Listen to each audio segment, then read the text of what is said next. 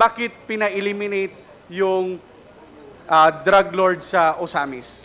Your Honor, Mr. Chair, dalawa lang ang pag-intindi ko. Number one, na mag-instruction sila para ako madali. No, kasi galit sila na nadisban ko si Kerwin Espinosa. Yun palagi yung sinabi ni Mayor Espinosa, Sir Job, walang Espinosa, walang drug lord kung walang pagpahintulot ng polis. Walang paruhinog kung walang pahintulot ng army.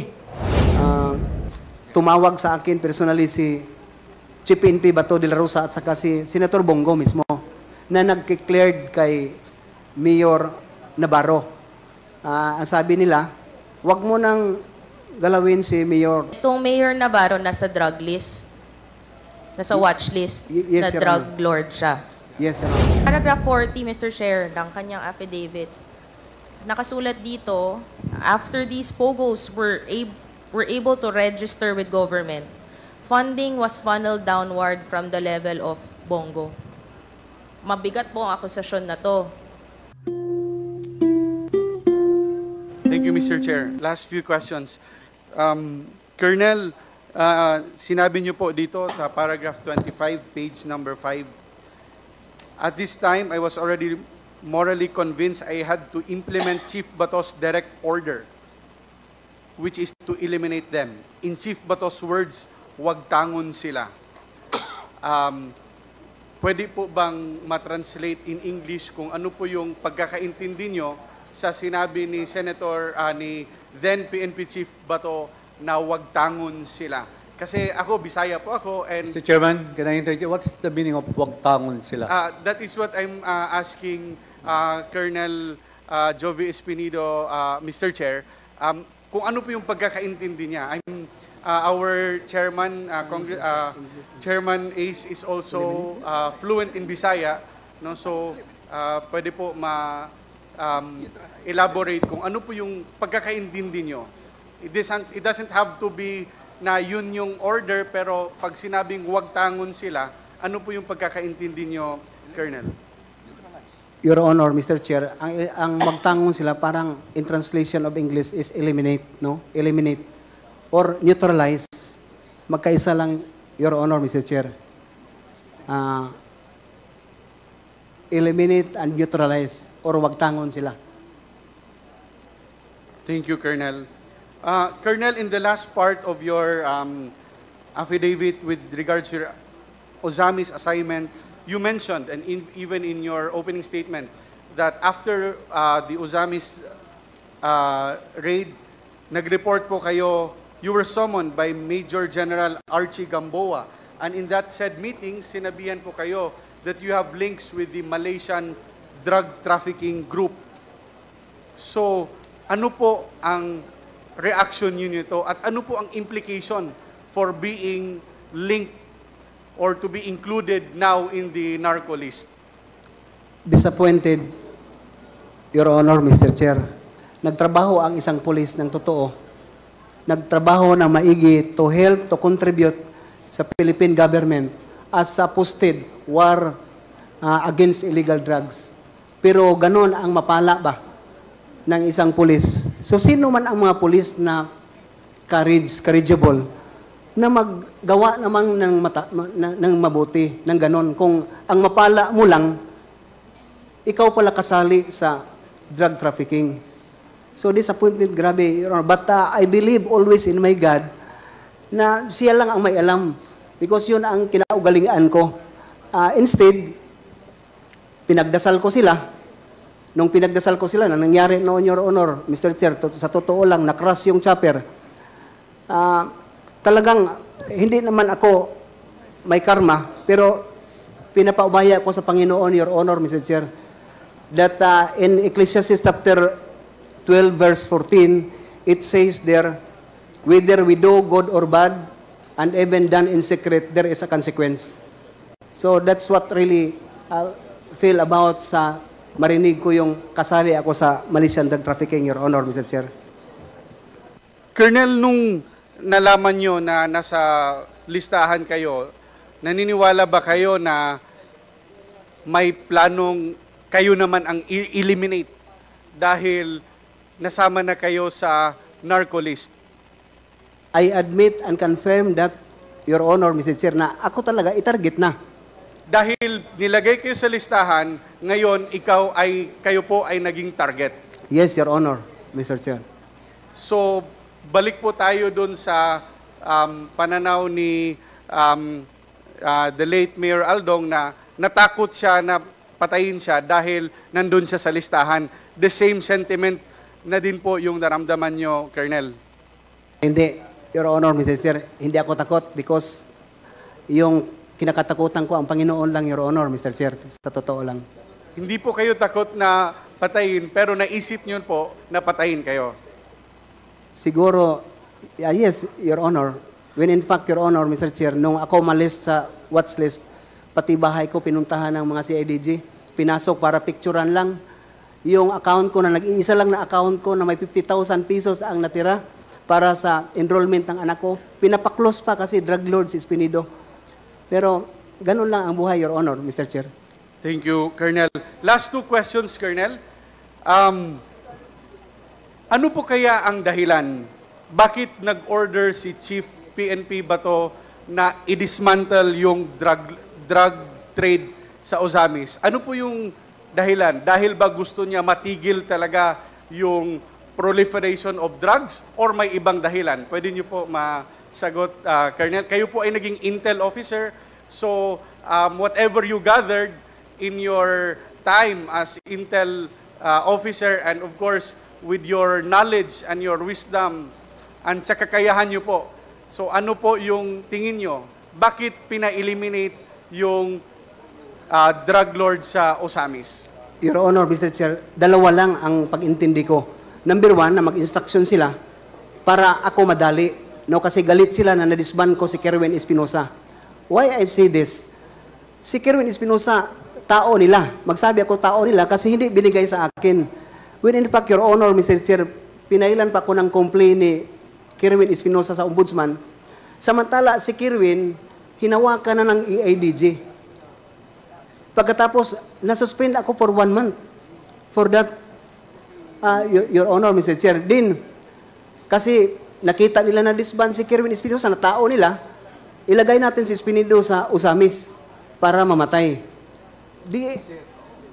Siguro ang pag-isip nila, Your Honor, Mr. Chair, na nag-underestimate kay Espinido kasi si Espinido, only a lateral. Wala akong schooling ng special course. Wala akong schooling. Simple na si Espinido, grade 1, section 10 lang. Pero, ang pag-underestimate nila, na-accomplish ko yung Espinosa drug groups, galit na naman sila. Bakit, Your Honor, Mr. Chair? Hindi nila binigay sa akin si Ardot at saka si Nuba. When in fact, na-file natin ang complaint sa Albuera, more than 40 uniform personnel na mga protector. Sa kay Paruhinog, hindi ako nakapag-file ni isa na protector kasi hindi nila binigay sa akin si Nuba Paruhinog. Maski isa lang minuto na kausapin ko at saka si Ardot Paruhinog when he arrested in Taiwan. Pagdating mismo dito sa Krami, na maghingi ako ng permission sa Chief PNP at the time, si Albayalde, hindi pinahintulutan ako na kausapin ko si Ardot. So, I presume, siguro, sa pag-isip ko, Your Honor, Mr. Chair, na tao nila yung nabangga ko. Bakit hindi nila ibigay para matapos na sana yung problema ng drug war? Kasi I believe, Your Honor, Mr. Chair, na kung mahuli ko buhay yung mga drug lord, sila ang magsabi kung sino ang protector nila.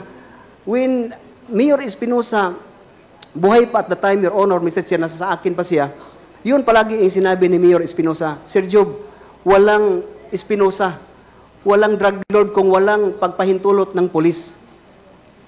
Walang Paruhinog kung walang pahintulot ng army. Doon nag-umpisa yung Kuratong Baliling. So, yun ang nakita ko, Your Honor, Mr. Chair, na kung ito ang organized crime groups, to tell you, for my 28 years in service, dito lang sa PNP, sa police lang. Kung maski gusto pa ng mayor, congressman, gobernador, kung gusto pa nila, kung ang police stand like a brief stick to implement the rule of law, walang magawa ang politisyan. Pero galing sa PNP ang drugs, ang illegal gambling, kidnapping galing sa PNP, Your Honor, Mr. Chair. Hindi ako matakot magsabi kasi alam ng mga pulis nandito kung ano ang trabaho, ano ang pulis. So at least, Your Honor, Mr. Chair, binigyan niyo ako ng pagkataon. At least may Panginoon ko, bahala na siya. Okay. Is that your last question, Congressman Wabinal? Yes, Mr. Chair. Mr. Chair, I firmly believe that it is imperative for this august body to investigate further, to seek the truth behind all this information we have received today through the statements of Colonel Jovi Espinido. And naway sa ating executive session ay mas detalyado pa po ang ma-expose ng ating resource person para matulungan ang committee na makuha natin ang katotohanan na gusto nating malaman. Maraming salamat po, Mr. Chair. Okay, thank you, Congressman Wabinal. The next to interpolate is Congresswoman Migs Nograles. You're recognized. Thank you, Mr. Chair. Maayong udto, Colonel. Mayroon to, ma'am, Your Honors. Sa inyong affidavit, nakasulat dito, Mr. Chair, na sa paragraph 30, I confirm that there was a quota and reward system. So may quota and reward system. Ano po itong quota and quota system at ang reward system, Mr. Chair? Dalawa yon, Your Honor, Your Honors, Mr. Chair. Pagkota at saka reward. Sa akin naman, we implemented in accordance with the law, Your Honors. Ang quota, bawat araw dapat ang pulis may matukhang yung knock and play. Puntahan yung mga nasa list para pasurindirin sa police station para sila marehab or voluntarily. Ang reward naman, it's very obvious for my assignment, Your Honor, Mr. Chair, na lahat ng mga operation through buy-bust operation, search warrant, implementation, may reward system yung mga local official. Ano ko, Your Honor, Mr. Chair, ang Ozamis na nagbigay si Mayor Paruhinog ng 100,000 bawat accomplishment ng buy-bust operation. So nakatanggap kami ng 600,000. No, mga lalaki yon na mga pusher sa Ozamis. So yun ang pag-intindi ko. The other quota naman at saka yung reward system, alam ng mga pulis lahat yun, Your Honor, Mr. Chair, na patayin, may reward. Kung mamatay yung nasa watch list, may reward system yun ang ibigay. Your Honor, Mr. Chair, maski may kasalanan yun o wala, may ginawa na totoong na buy-bust o wala, yun ang pag-intindi ko sa dalawang klase ng reward at saka quota, Your Honors. Mr. Chair, para lang maklaro, so yung quota system, merong nag-a-identify ng mga tao. Tama? Yes, Your Honor. Etong quota, kanino galing ang listahan para ma-hit ang quota? From the DI at saka PDEA, mag-consolidate yun sila, Your Honors, Mr. Chair, yung mga intel community. So, bago nila ibigay kay PRRD sa list. So may nag-o-order, nagbibigay ng listahan dito sa inyo at ibibigay po, Mr. Chair, na ito ang mga listahan kailangan nyong i-hit ang quota kada adlaw, kada araw. Paano pag hindi ma-hit ang quota, Mr. Chair? For information, Your Honors, kung saan ako masign, hindi ako nag-rely ng order ng tukang.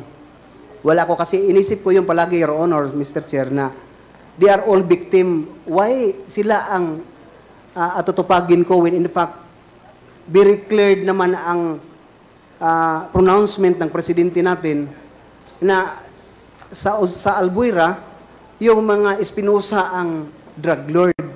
So bakit magpunta pa ako sa mga user at saka sa poser na nakita ko din, Your Honor, Mr. Chair, na they are all victims lang. Kung makuha yung mga drug lord at saka sana protector, stop na ang illegal drugs. Kaya sa area ko, maski ang Bacolod, Your Honor, Mr. Chair, nakahuli tayo ng 80 to 90 na mga pusher, walang patay. Mr. Chair, kanina sinasabi niya 2 beses na tokhang. Ano po ba ang tokhang para maintindihan natin? Kasi parang standard po ang sa inyo, kami po, hindi namin alam ano po ba ang tokhang. Sorry, Your Honor. Can you shorten your reply to the query of the members, Colonel Espinido? Yes, Please Your- proceed. Mr. Chair. Tokhang, that means knock and play. Parang Knock inak mo and yung play. inak mo yung bahay tapos Ito din sa quota po, Mr. Chair. So yung quota na sinabi nyo sa affidavit nyo na may 50 to 100 per day, sinabi nyo din po dito na pupunta kayo kasi yung alam nyo, sa paragraph 30, we had to knock on the doors of 50 to 100 households suspected of drug use or pushing. Ito ang operation na tinatawag nyong tokhang sa loob.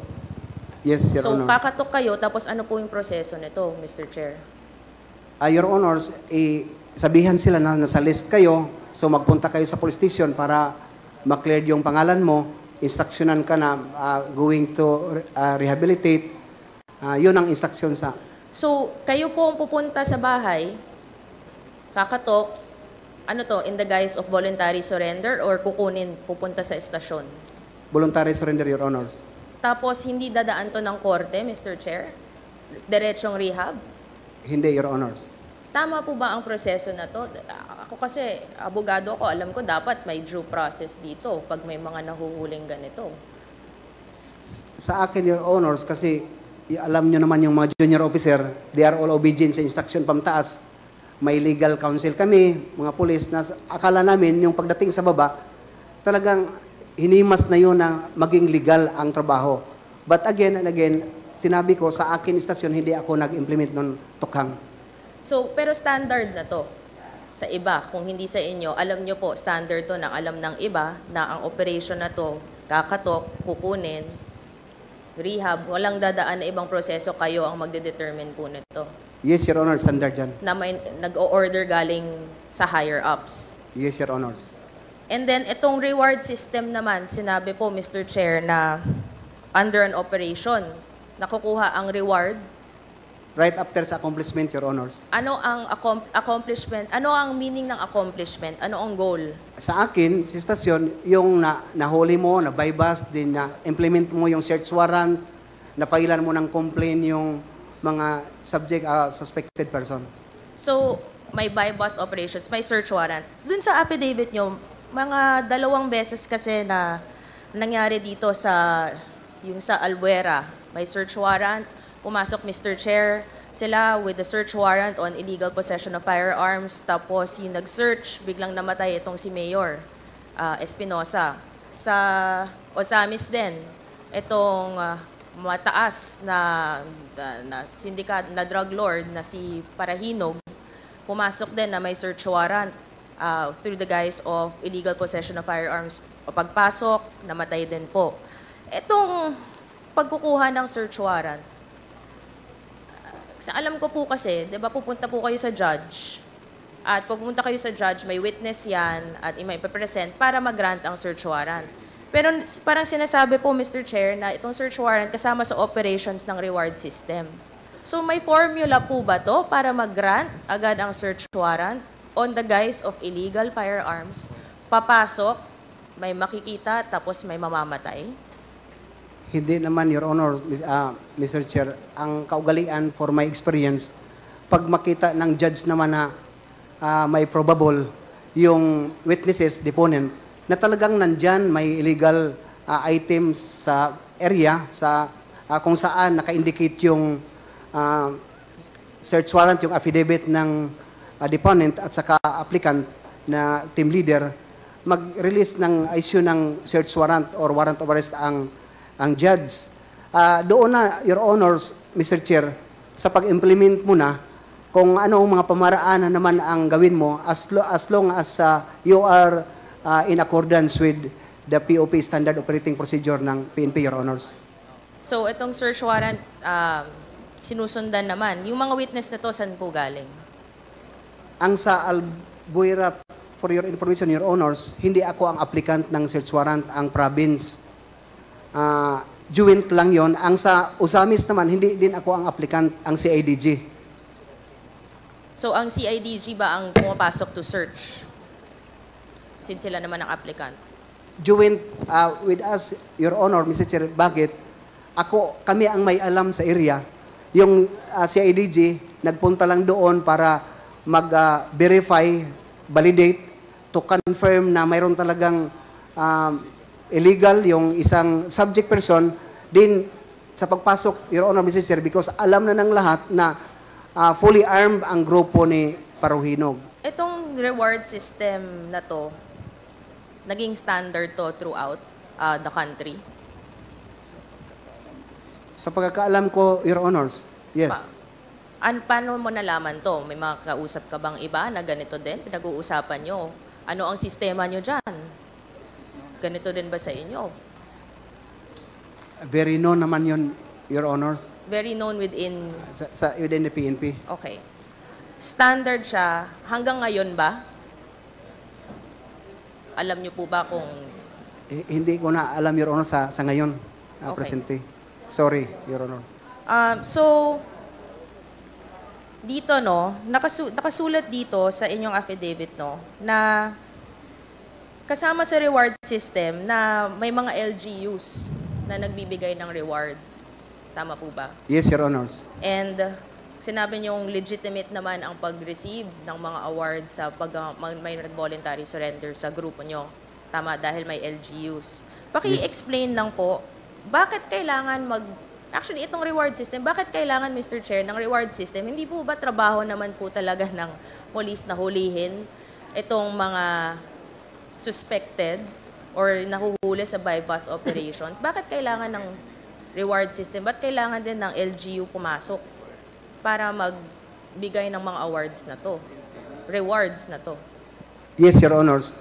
Ang nangyari kasi sa police, magaling lang mag-take ng order, magbigay ng order, manghuli. Pero hindi magbigay ng allowance or financial to accomplish the mission, Your Honor, in which ang bypass hindi ka ganun kadali, Your Honor, na puntahan mo, hulihin mo. Dapat may pira yung gasolina ng motor, ng police mo, operatives. Kinausap ko yung mga executive, Your Honors, kung saan ako ma-assign, na ganun ang mga mangyari sa atin, Your Honor. So, voluntarily na sabi sila, Your Honors, na sige, kami ang magbigay ng budget sa inyo para sa reward kung may mahuli. Itong reward, kasama, so kung ma-hit mo yung quota mo, may reward ka. Kung meron kang ma-eliminate, may reward ka. Iba-iba ang levels nito pag makuha mo ang pag may ma-accomplish ka, iba-iba ang reward. Sa akin, Your Honors, manak mo lang, hindi kasali yun sa reward yung mapuntahan mo lang para katukin mo, mag-surrender. Walang reward yan. Anong mangyayari kapag tumanggi ka? Yun na ang mangyari, Your Honors, i-relieve ka. So, ito po ba ang nangyari sa inyo? Dahil sabi nyo po, hindi nyo po ginagawa. Tumanggi ka po ba? Kaya, Mr. Chair, nasa derogatory list ka, biglang nasa high-profile drug list ka. Bakit ganon? Siguro, Your Honors, isa yun na dahilan, pero sa akin, pinakadahilan na na-disband ko yung grupo ni Espinosa at saka ni Paruhinog.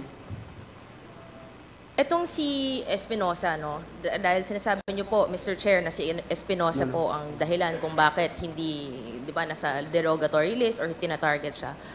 Sa affidavit niyo, earlier, sinabi ni Senator Bato de la Rosa, no? Na ikaw ang inassign niya, tinawagan ka po niya para i-disband itong grupo ni Kerwin Espinosa. And then later on sa affidavit nyo naman, sinabi nyo naman na meron kayong mga binild up na kaso against Kerwin Espinosa that later on na dismiss. Yes, Your Honors. So, pwede pa i-explain na bakit sa una, ito ang orders na binigay sa inyo ng hepe nyo, no? Tapos biglang siya naman din po ang nag-dismiss. Anong nangyari sa gitna? Bakit biglang may protection na tong si Kerwin Espinosa?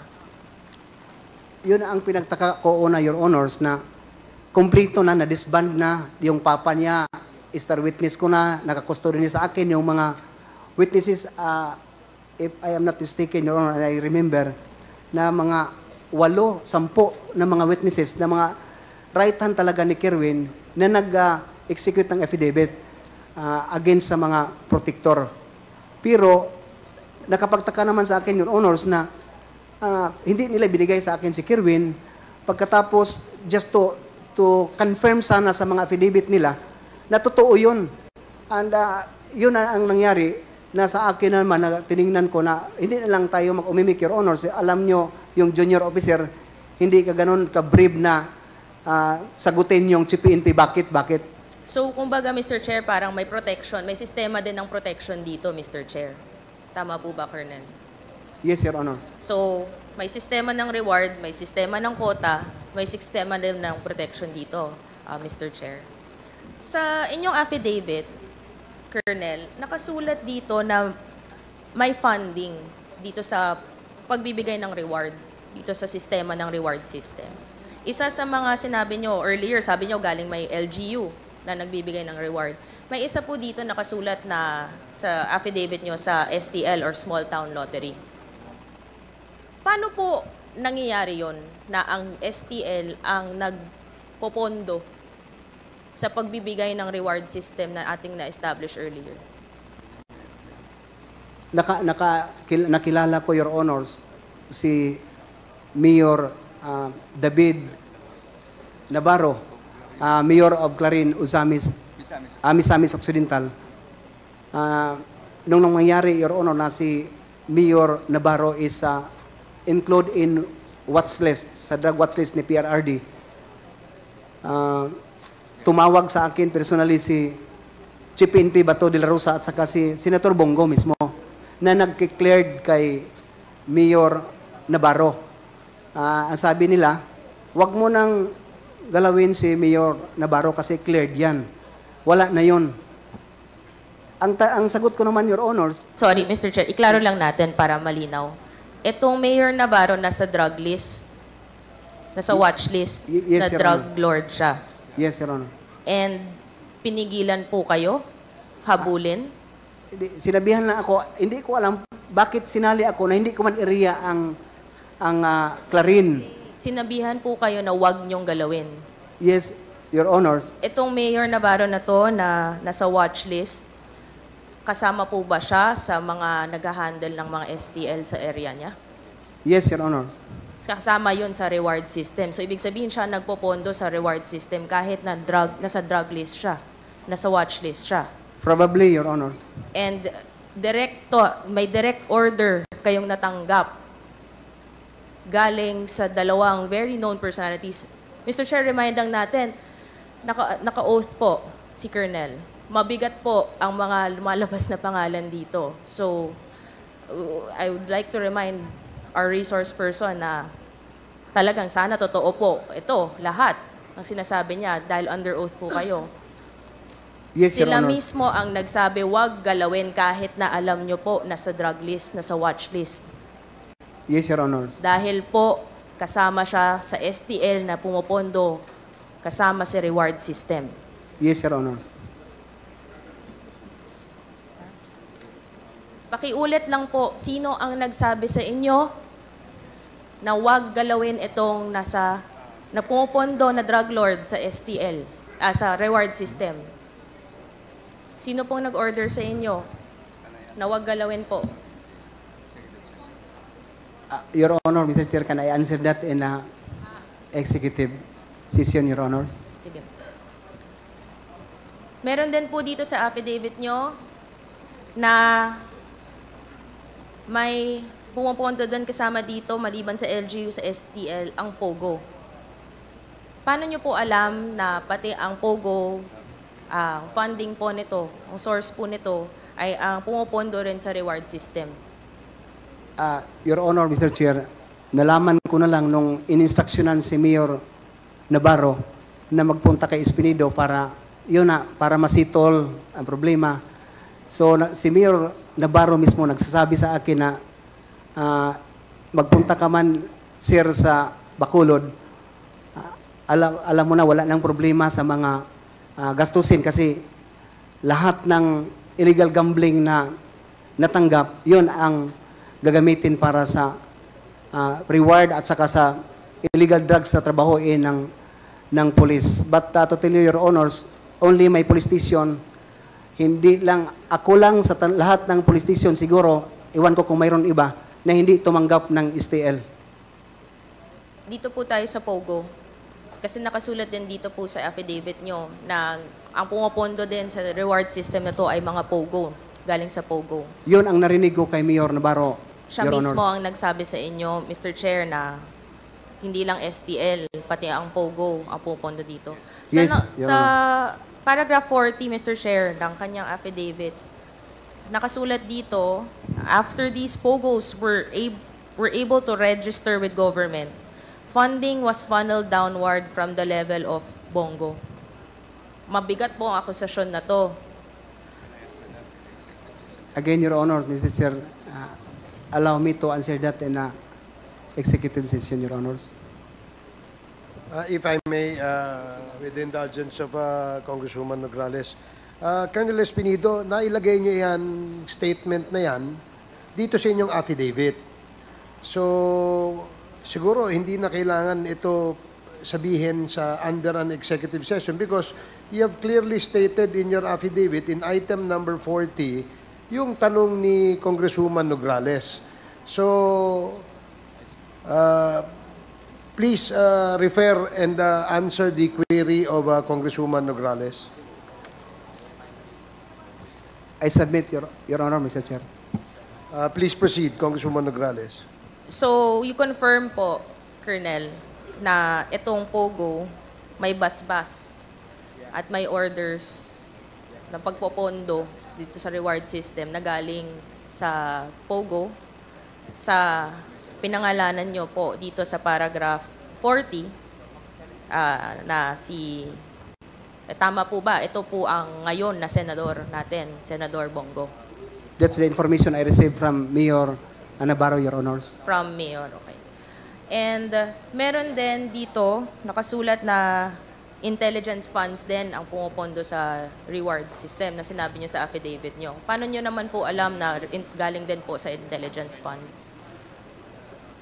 Yun ang mostly na marinig natin, Your Honor, sa amin mga pulis na pagkukunan para sa mga fund ng mga reward system, Your Honors. Itong si Kerwin Espinosa, babalik ko lang. Sa tingin niyo po ba, Mr. Chair, na ito biglang kaya na protektahan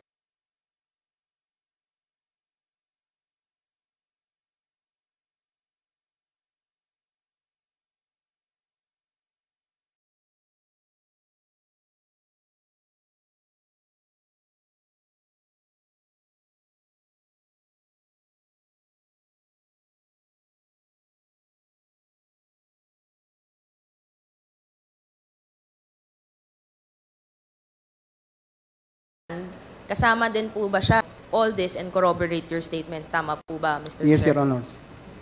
Meron din AIDG kasama po. Tama po. Yes, Your Honors. And itong mga LGUs and itong mga POGO entities na na-establish naman po natin ang mukhang galing dito ang pondo ng reward system, ang pumupondo sa reward system. Pwede mo bang mabigay sa amin ng mga listahan? Mga entities siguro na alam nyo or mga LGUs din na alam nyo po?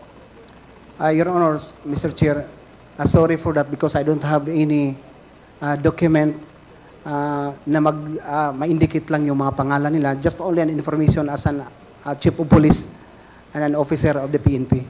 Siguro, Mr. Chair, itong mga bagay na to sa mga list ng bagmen, ang intelligence officers, ang mga POGO entities, ang mga list ng LGUs, of course, to protect later on sa executive session, baka pwede nating makuha ito. Just to protect the names na lalabas, we want to protect these people also and especially Colonel, na ilabas po natin within the executive session, Mr. Chair.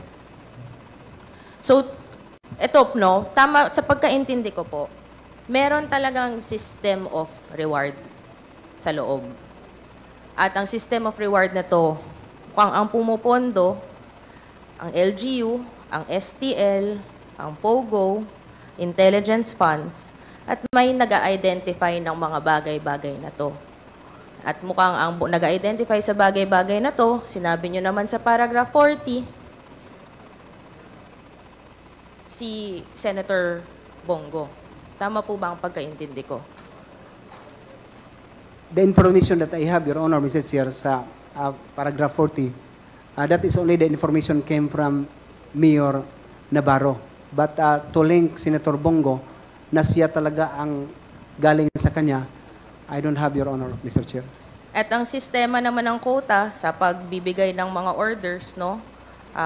Mukhang at mga protection, sistema ng pag-protect, mukhang may pinipili dito. Sino ang biglang magkakaroon ng search warrant at biglang pag-search mamamatay.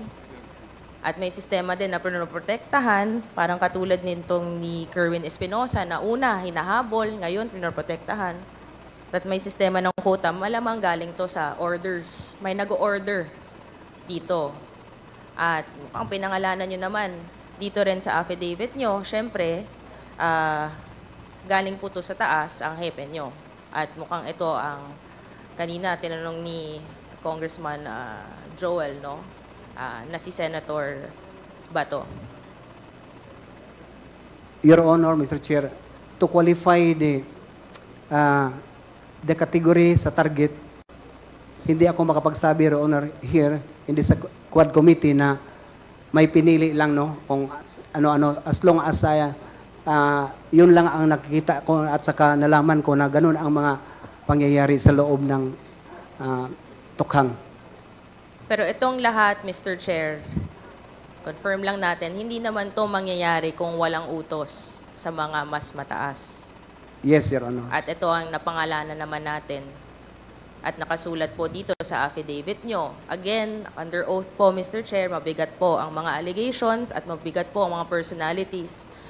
Pero you confirm na itong dalawang personalities na nakasulat sa affidavit nyo ay kasama dito sa buong sistema na ating na-establish po ngayon. That is only I've heard na information from Mayor Navarro, Your Honors. Yun lang po, Mr. Chair. Maraming salamat. Thank you, Congresswoman Nograles.